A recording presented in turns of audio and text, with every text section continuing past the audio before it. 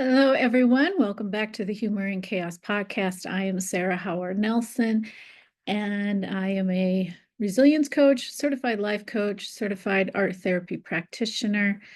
And I just want to quick say so I don't forget later on, if you or anyone you know would be a great guest on this podcast, please shoot me an email at humorinchaos@gmail.com, or you can find me at my website, www.humorinchaos.com. And today's episode, I'm going to continue to talk about joy. I am talking about blog post number 6 from the book. This book, okay. Blog post number 6, laying hands. And I know some people might be going, uh, so yes, I'm very much Christian. I am a Catholic Christian and a deep believer. You don't have to be a believer to listen to this podcast and hopefully still get something out of it. What do people call it? They call it the grocery store thought process. You can listen and take out of it what works for you and leave behind what doesn't, but I have to be true to who I am, and this is who I am. And so twice I have had laying of hands for the years that I was ill, and that is what I talk about in this blog post, but I'm not going to go through it all again because it's right here. It's in the blog and it's in the book, so you can go ahead and read it. I just want to highlight something and talk a little more deeply about it, and that is that in this blog post, I give my personal definition of what joy is, because, in the previous post, not blog post, podcast from a couple weeks ago, I talk about, striving to have joy in your life in all circumstances. And yes, that can seem impossible. It can be extraordinarily dangerous, but it is not impossible. Challenging, hard, not impossible. And there's a reason why. And I think it's shown in the definition, my definition. This is my personal definition of joy. Joy is the culminating effect of searching for meaning and purpose, finding identity, realizing or rediscovering a state of real integrity is within reach no matter what has happened or is happening. I should have said that too. It's the result of perseverance, self-control, resilience, and acceptance of others and circumstances. It is bred from love, respect, faith, and most of all, hope. The coolest thing about joy is that when all these ingredients come together to show where X marks the spot, in other words, where joy can be found, joy can give all those things back to you in abundance. And I continue on the next paragraph. This is why joy is important, regardless of the circumstances. Hope feeds joy, and joy feeds hope. This is how we can have hope when times are bad. So, yeah, joy is much more complex than just feeling good or feeling happy. It's really a buildup of a part of building up of who you really are, truly are. And I mentioned in here integrity, and I'm going to talk about integrity weeks from now, so I don't want to get into it now. I have a blog post in it on here specifically on integrity and intentionality, so I'm going to talk about that then, not today. But I really want to talk about the earlier part of the definition for meaning and purpose and finding identity, realizing or rediscovering a state of real integrity is within reach. So part of integrity is knowing who you are. And this is how you can have joy regardless of circumstances, by knowing who you are inside, no matter what is going on. Because where I also say where X marks the spot, and I say more in this post, joy isn't found without. I wasted so much of my life trying to get my state of joy, my state of happiness, my good feelings from other people, from getting their approval, from doing things that made them happy, that made them feel joyful in their own lives outwardly. So I even taught my children, and I wish I could go back and redo this. I even taught my children to get their joy and happiness from outside of themselves, when it really comes from within. It really comes from knowing who we are. And so when we go through trials and tribulations, and we don't know how to handle them, we don't know how to face them, we ask questions, why is this happening to me? In a sense, internally, we're questioning, well, who are we? Who am I? Who am I? If I know who I am, then I should know how to handle these problems, or I shouldn't have these problems in the first place. And that's a misnomer. In trying to identify who you are, and I said misnomer, giving a name to yourself, who am I? I am this person, I have an identity.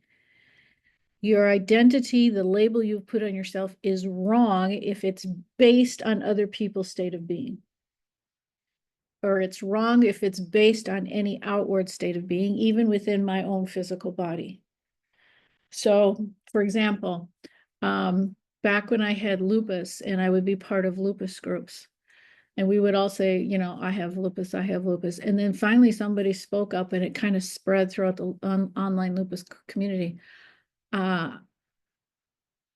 I have lupus, but lupus doesn't have me. Lupus does not define who I am. And that was a revelation to me, because this person was correct.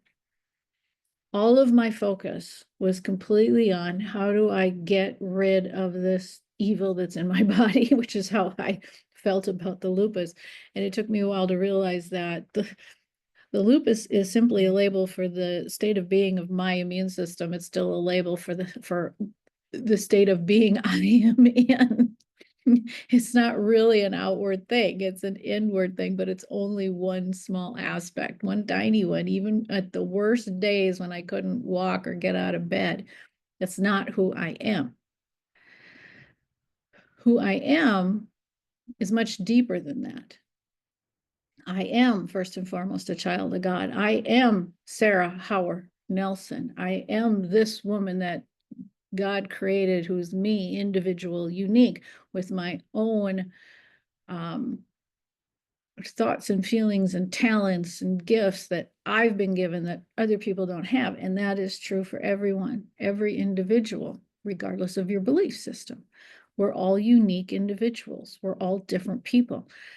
And we have control over how we define ourselves. Our circumstances do not, unless we give that power to those circumstances. We don't have to. I still live in pain. Today I'm having a good day again, but the last couple of days I was in some pain. So I just took it easy. Took care of my body, but that has nothing to do with who I am. And, a lot of people, when you ask them, well, who are you? They'll go right to what they do for a living. Well, what you do for a living does not define who you are. It's one aspect of who you are. It might help to define what your talents are or what your passions are in life, depending on, what, or it might not. It might just be a simple job. But what you do for a living is not the definition of who you are. Well, I'm a teacher. Well, you are a teacher, but that's not who you are. It's what you are. It's what you do. It's not who you are. Or in my case, if I went around and say, well, who are you? I don't go around and say, well, I'm Sarah, the life coach. I am a life coach, not who I am. So, yes, and integrity, as I said, I'm going to talk about it more later, but integrity is about living your true identity, who you really are, where your value truly comes from. And where your value truly comes from in knowing who you are, that's where X marks the spot where your joy is found. So that's what I mean by that. And then I go on and talk about, as I said, I had laying hands twice on me, 2 different occasions, while I was ill. And the second time, I talk about it in here, my daughter received a miracle, which is interesting because we went to this event for this laying on of hands service going on at our church for me, not for her. And she got the miracle, and I'll let you read about it. You can look it up. It's really quite beautiful. But that also taught me a lesson that very often things do happen for a reason, and we have no idea what that reason is. And we think we got to know. We must know. We must have all the answers. We search and search and we ask questions because we must have all the answers. I have no idea, and I don't know that I will ever in this lifetime have any clue why things worked out the way they worked out at that second time of laying hands on me. And not only is that okay, it's absolutely beautiful, because I do believe in miracles, and a miracle happened that day. It just didn't happen to me. But in a way it kind of did, because it was an awakening, and it was a beautiful awakening. So let's see, was there anything else?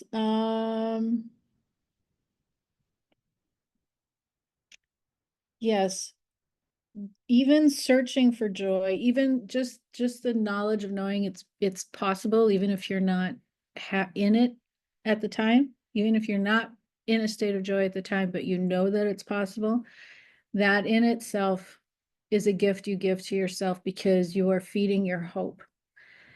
And hope is crucial to joy.